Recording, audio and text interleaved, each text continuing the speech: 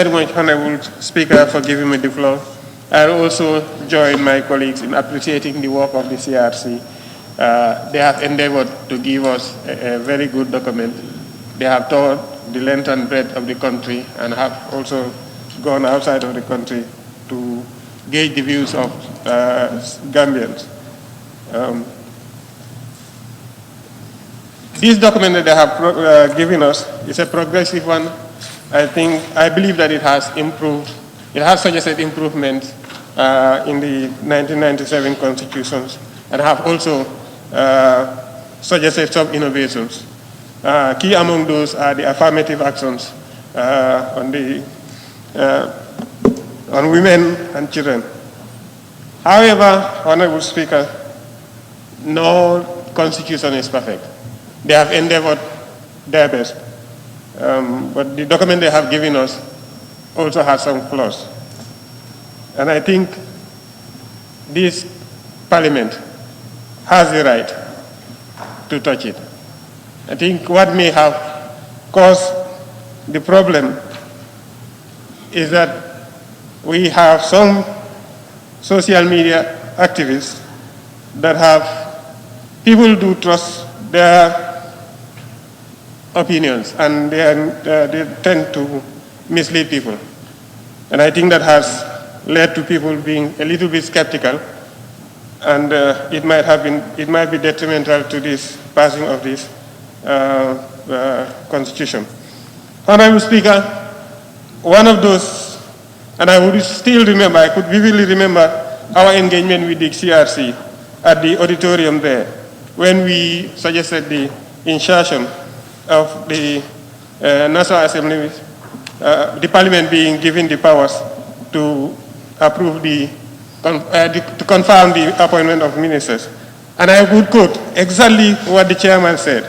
He said, we solely do not want to have an dictator executive, but neither do we want to have a dictator parliament.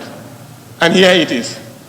I think we are creating a dictator parliament. I am saying that as a member of parliament, and I think that will be fair. We are given the powers to confirm ministers. We are given the powers to confirm the appointment of judges. And what does the judiciary have to control the assembly? What does the executive have over the assembly? I don't think there is any. So that is my view. But having said that, I think this constitution deserves to move to the next stage. It is there and therein that we will have the opportunity to rectify anything that we think isn't in the best spirit. Honorable Speaker, there are many people that call the 1997 constitution the soldiers' constitution, Yahya Jammeh's constitution, APRC constitution. In the same vein, I would call this one the judiciary constitution. It is judiciary bias, Honorable Speaker. It is judiciary bias. I will highlight just a few, because my colleagues have already highlighted them. One of those will be the remuneration and retirement benefits of judges. We have judges. The suggestion is we employ them and pay them for life. They are given gratuity when they retire, and their pension is supposed to match the salary of a sitting judge. And that means employing them for life and also giving them gratuity in addition to that. And I'm saying, why is it not fair? I'm taking the judges in the same level as ministers, in the same level or even a little lower than the Speaker's office. That of the National the Auditor General. What does the Auditor General go with? What does the Speaker go with after retiring? What does the Executive Secretary of the National Human Rights Commission go with after retiring? Is it only the judges whose lives are at risk? Because that's one of the answers someone said, they do a risky job. And I do remember in 2016, December, we were all afraid. We thought at any day we will hear that the IEC chairman has been kidnapped or has been killed, because that's how risky it was then. Why is the IEC chairman not according the same right? Another point, Honorable Speaker, the judiciary's budget. They are saying we should not give them less than what was given last year, and we all know. I will cite their 2018 budget, 2019 budget. I think it was exactly 10 million that was given for the construction of courts. And I can't remember the amount that was given for vehicles. So what that would mean is, those amounts indicate, I don't think they would need to construct courts every year. And they will need to buy new vehicles every year. And what that would mean is, in any year, we are giving them excess for them to use it. And okay, let's also remember, we are saying our deficit is always increasing.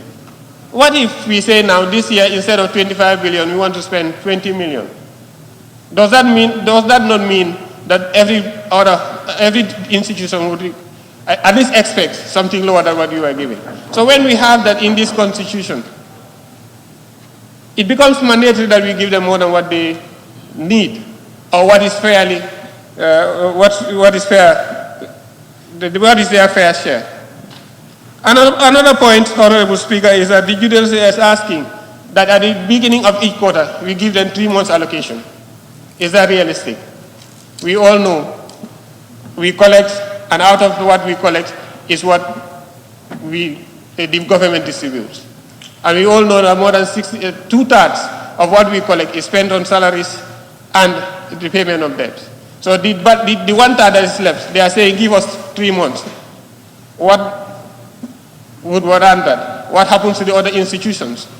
The 1/3 will have to be distributed, and no, they will be given 3 months, and the balance, and I'm afraid many departments will not have anything to at least start the year.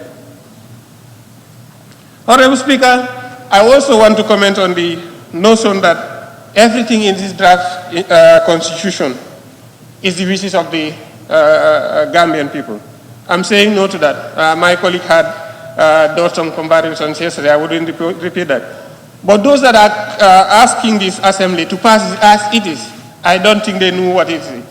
If you are a teacher out there, if you are a nurse out there, in this draft constitution it says, if you are in the government's payroll, you can't work elsewhere. Is that what is good for the Gambia? I would ask.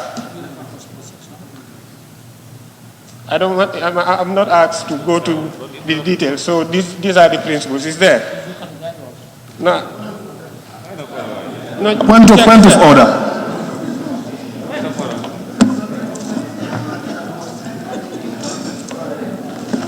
You're deviating.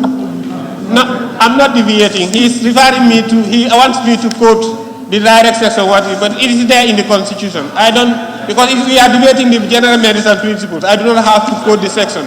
But it is actually, that's the case. Point of order, madam. You will observe, you will agree with me that the debate touches on, it should be confined to the merits. That's and principles, not the details. Point of order. The point of order.